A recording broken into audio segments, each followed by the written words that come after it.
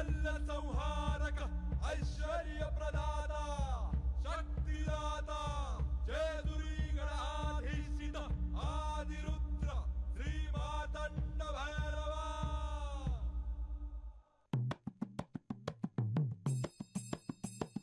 जय देव जय देव जय देव जय देव जय देव जय शिव मातंडा।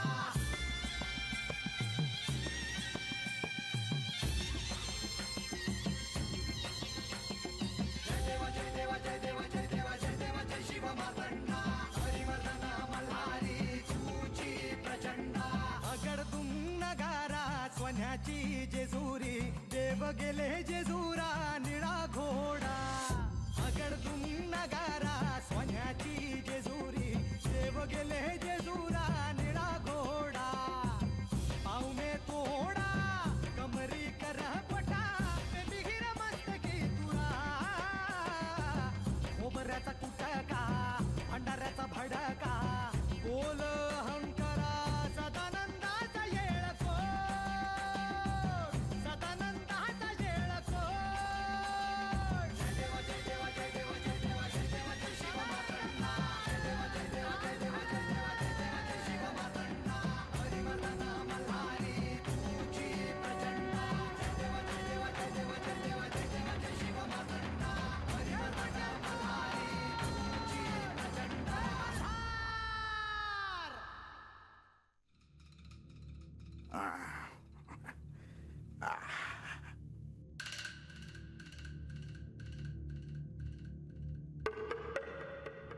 हे बानू, अगे म्हाताऱ्याला दिवसा एवढं बोललीस आणि अजून मनात राग ठेवलास वय? तसं काय नाही. अरे मग गप का हायसा?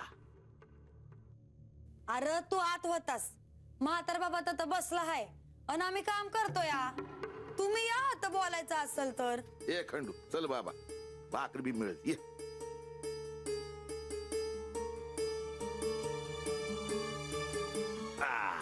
आया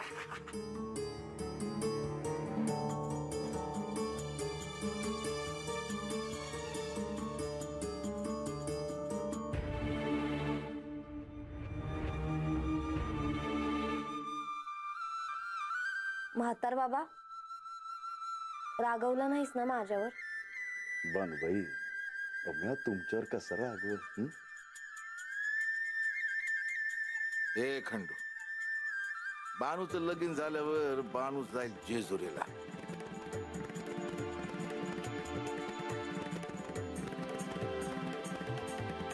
मग तू आणि म्या दोघच आता बघ. म्हातार बाबा माझ्या बाची नंतर काळजी घे.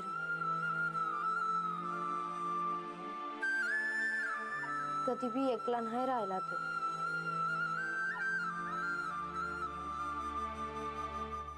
अन बानू म्हणते मला बी नेणार आहे संग. आजाकडे कोण बघल? आता तुमचं लगीन होऊन तुम्ही जेजुरीला जाणार, पर या म्हाताऱ्याला आजाला आणि या वस्तीला इसरू नका म्हणजे झालं.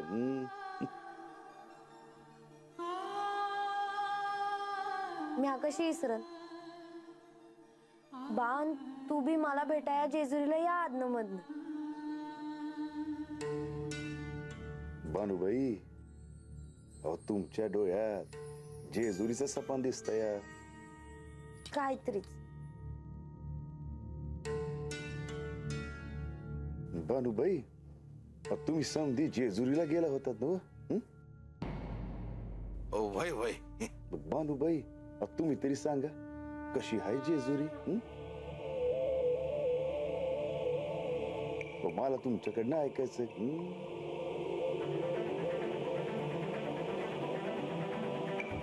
अरे सांग बानू, अगं म्हातार माणूस आहे, कधी बघितलंय बघ जेजुरी त्यात.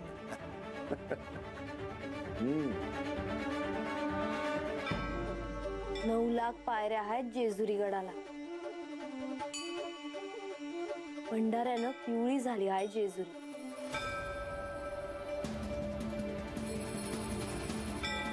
सदानंदाच्या येळकोटचा आवाज घुमतो डोंगर रांगात.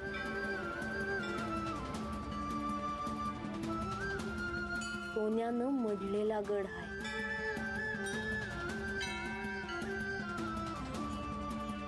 तत राहतो देव माझा.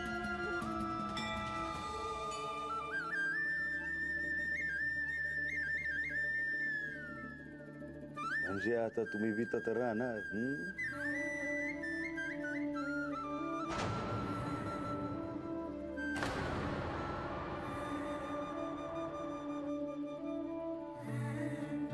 का हो? अहो, काय झालं? काय नाही. राजा, अरे माझ्यापासून लपितोस भाई. अरे तुझ्यापासून काय लपवायचं? अरे खंडोबाची पहिली बायको बी तत राहते, त्याचीच काळजी वाटते बघ.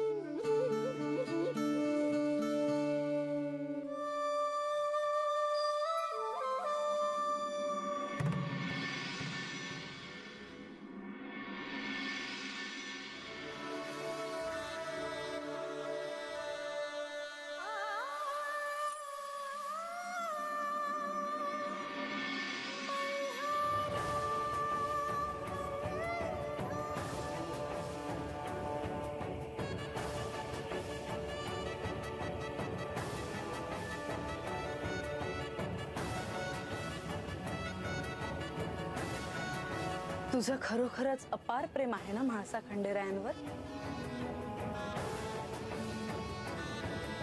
हो, माझ्या प्रत्येक श्वासात आहेत ते, माझ्या असण्यात आहेत ते. माझं केवळ प्रेम नाही तर सर्वस्व आहेत ते. त्यांच्याशिवाय मी जगण्याचा विचार देखील करू शकत नाही. मग इतकं प्रेम असताना तुला त्यांना शाप देताना काहीच कसं वाटलं नाही? कारण ते माझा अव्हेर करून बानूकडे निघून गेले. कोणत्याही विवाहित स्त्रीचा हा अवमानच आहे आणि म्हणून माझ्या मुखातून शापवाणी निघाली. पण तुझ्या शापवाणीने त्यांना भविष्यात काय कष्ट सोसावे लागतील, कोणत्या खडतर परिस्थितीतून त्यांना जावे लागेल याचा विचारच तू केला नाहीस म्हाळसा. त्यांचा वनवास संपेपर्यंत ते वृद्ध बनून राहतील या भावनेने तू अस्वस्थ कशी नाही झालीस? हे सारं माझ्या क्रोधामुळे झालं आहे. माझ्यामुळे त्यांना सारा त्रास सहन करावा लागला याचे शल्य मला आहे. तुझ्या अहंकारापोटी त्यांनी हा खडतर वनवासाचा काळ सहन केला खरा, पण आता त्यांचा वनवास संपणार आहे. पण म्हाळसा, हा वनवास संपल्यावर तुझ्यातले आणि श्री खंडेरायांमधले नाते तसेच राहील? मागे हे मला म्हणाले होते की माझे आणि त्यांचे जन्मजन्मांतरीचे नाते आहे, त्यात कधीही अंतर येणार नाही. मला खात्री आहे की काहीही झालं तरी हे मला कधीही अंतर देणार नाही.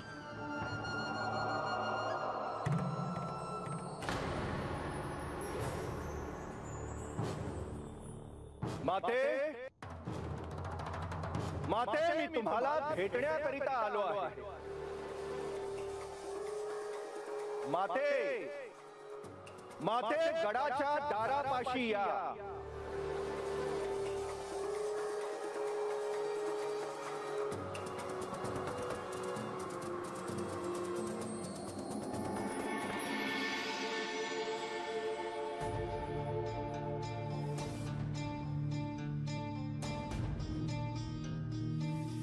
माते, मी आपल्याला भेटण्याकरिता आलो आहे. मी तुम्हाला ओळखते. या आधी देखील तुम्ही यांना भेटण्यासाठी जेजुरी गडावर आल्याचे मला स्मरण आहे. होय माते, त्यावेळी श्री खंडेरायांच्या परिघावर मी आलो आहे याची सूचना देणं अनिवार्य होतं. पण आज मी आपल्याला हे सांगण्यासाठी आलो आहे की श्री खंडेरायांच्या आयुष्यातील खडतर काळ आता संपणार आहे. लवकरच ते आपल्या मूळ रूपात पुन्हा भूतलावर अवतरणार आहेत. तुम्ही दिलेल्या शुभवार्तेमुळे मला किती आनंद झाला आहे हे मी तुम्हाला नाही सांगू शकत. पण तुम्ही असे दारातच का उभे? तुम्ही अतिथी आहात. अतिथींचा पाहुणचार करण्याची या गडाची रीत आहे. नाही माते, मी गडाच्या आत येऊ शकत नाही. का? माते, श्री खंडेरायांचा कष्टप्रद काळ जरी आता संपत आला असला तरी आता मी आपल्या परिघावर आलो आहे. त्यामुळे मला ती कक्षा ओलांडून आत येता येणार नाही. माझे कार्य पूर्ण येतो.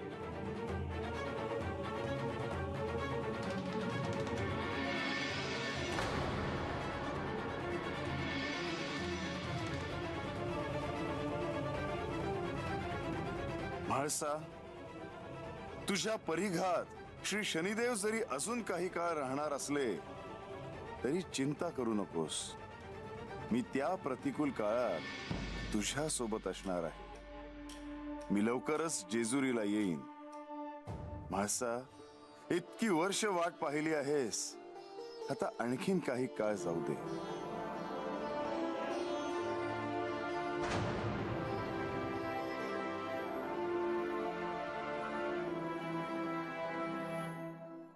मी जेजुरीत नसलो, मी कैलासात नसलो तरी माझ्या सर्व भक्तांवर माझे लक्ष आहे. श्रद्धेने अंतःकरणातून जो भक्त मला हाक मारेल त्याच्यासाठी तात्काळ मला जावंच लागेल.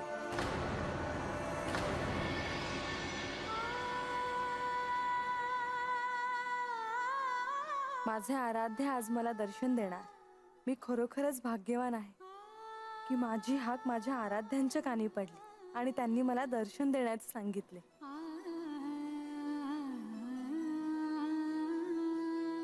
नारद मुनींनी सांगितल्याप्रमाणे मला ही गोष्ट कोणालाही कळू देता कामा नये. कोणालाही म्हणजे अगदी माझ्या पतिदेवांनाही ही गोष्ट कळता कामा नये. रात्रीच्या या अशा प्रहरी देवी एकट्या कुठं जात आहेत? काल रात्री देखील त्या रात्रीच्या प्रसंगी बाहेरून आल्या होत्या आणि माझ्यापासून त्या काहीतरी लपवत आहेत असं मला सारखं का बरं वाटतंय. मला देवी कुठं जात आहेत ते बघायलाच हवं.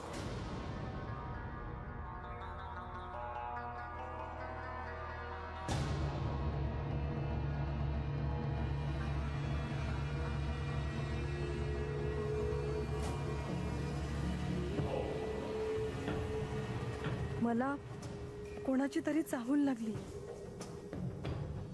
कोणीतरी माझा पाठलाग करतो आहे असं मला वाटतं आहे. देवींना माझी चाहूल तर लागली नसावी.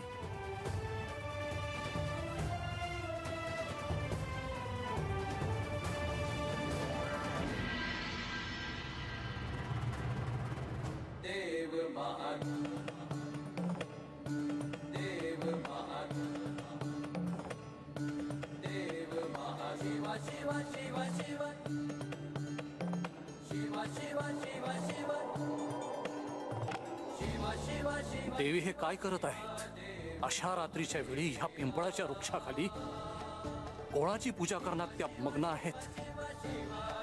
हा सगळा काय प्रकार आहे?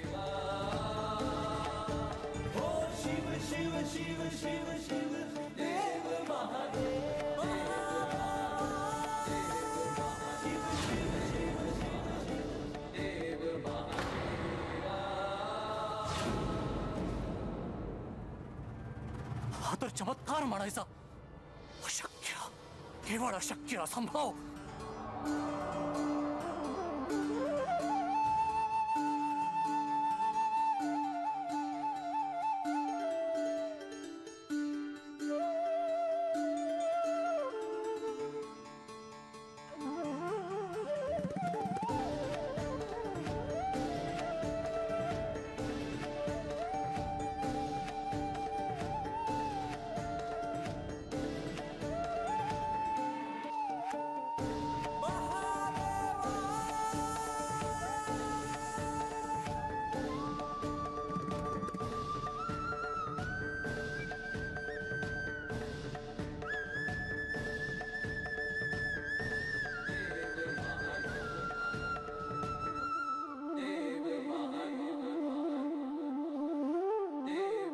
देवा, आपली कृपादृष्टी माझ्यावर आहे हेच माझे परमभाग्य आहे.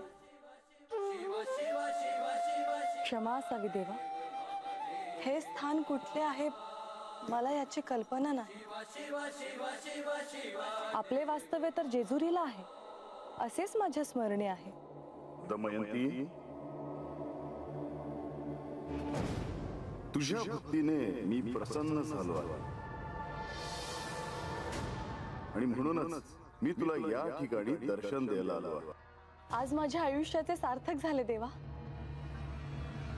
परंतु हे ठिकाण कोणते? महिला, मणिमल्लांशी युद्ध झाल्यानंतर मी या ठिकाणी प्रथम द्वय शिवलिंगाच्या रूपाने अवतरलो होतो. देवा, आराध्याचे दर्शन घेण्यासाठी ही भक्त अधीर झाली आहे. आपण मला मार्तंड भैरवाच्या रूपात दर्शन द्यावे अशी मी विनवणी करते. दमयंती, मी तुला दर्शन देईन, परंतु त्याआधी मला तुला असे सांगायचे आहे की तुझा पती म्हणजे नळ राजा तुझ्यावर संशय घेऊन तुझ्या मार्गावर या ठिकाणी आला. तुझ्या भक्तीवर त्या व्यक्तीने संशय घेतला आहे. आपल्या पत्नीवर असा संशय घेऊन आपण चूक केली आहे याची जाणीव त्याला होणे आवश्यक आहे. नळराज, शिव शिव शिव शिव शिवा देव महादेवा. शिव शिव शिव शिव शिवा देव. राजन, तुम्ही माझ्यावर संशय घेतला? मी केवळ श्री खंडेरायांची भक्ती करत होते. माझ्या ते ध्यानात आलं नाही. मी तुमच्यावर संशय घेतला. माझी चूक झाली देवी. नळराज, तुझ्या पत्नीवर तू संशय घेऊन तू अपराध केला आहे. संशय ही अशी गोष्ट आहे की ज्यामुळे पती पत्नींचे नाते विनाकारण कलुषित होते. केवळ पती पत्नीचेच नव्हे तर कोणतेही नाते केवळ संशयाच्या वृत्तीने संपुष्टात येते. संशयाने मनुष्य स्वतःहूनच अनेक समस्यांना जवळ करतो. देवा, माझ्याकडून अक्षम्य असा अपराध झाला आहे आणि त्याचं प्रायश्चित्त घ्यायला मी तयार आहे. नळराज, तुला तुझी चूक उमजली हेच तुझे प्रायश्चित्त आहे. भविष्यात पुन्हा कधीही अशी चूक तुझ्या हातून घडणार नाही याची काळजी घे. देवा, आजपर्यंत आपण केवळ देवींचे आराध्य होतात. आजपासून आपण माझे देखील आराध्य आहात. मी आपल्याला शरण आहे. आपण माझे डोळे उघडलेत. आता मला आपली सेवा करण्याची संधी द्यावी देवा. नळराज, दमयंती, तुमच्या दोघांच्याही भक्तीवर मी प्रसन्न झालो आहे. मी तुम्हाला असे आश्वासन देतो की भविष्यात तुमच्या नळदुर्ग राज्यात मी माझा द्वितीय विवाह करेन, ज्याने तुझी ख्याती पुढची अनेक वर्ष सर्वदूर होईल. शुभम भवतु.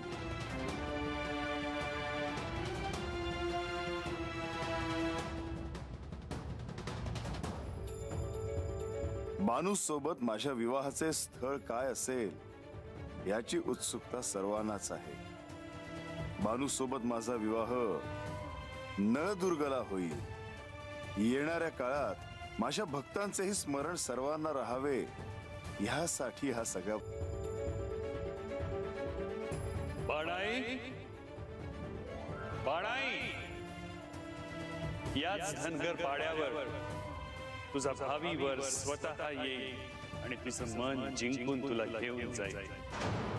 तुला काही द्यायचंच असेल तर थोडी बिल्वपत्र आणून दे.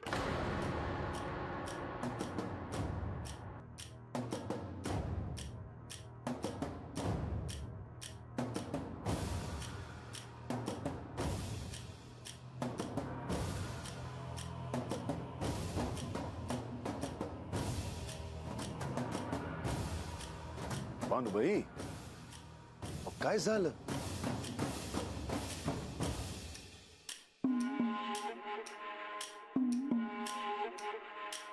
म्हातार बाबा, अरे एक साधू आलं होतं. त्यांनी मला पहिल्यांदा बाणाई अशी हाक मारली होती. समजे तर मला बानूच म्हणतात. मग ते असं का म्हणलं असत्यात? ते असं असेल की आणि त्यांनी मला बेलाचं पान मागितलं.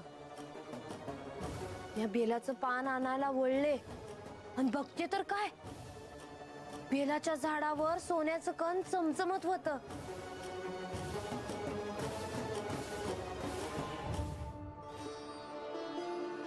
अरे समजा झाडच चमचमत होत. भानुबाई, मी अभि तेच म्हणत होतो. आता बी ते बेलाचं झाड बघा कसं सोन्याच्या कणाने चमचमतय. हे बघा.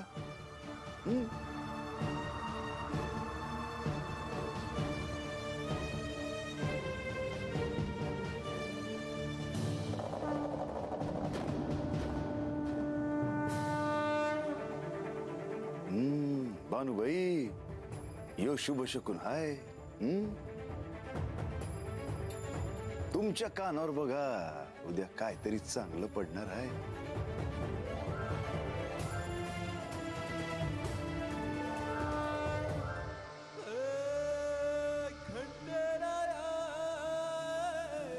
बानू, काही वर्षांपूर्वी तुला बाणाई म्हणून कोणीतरी हाक मारली होती.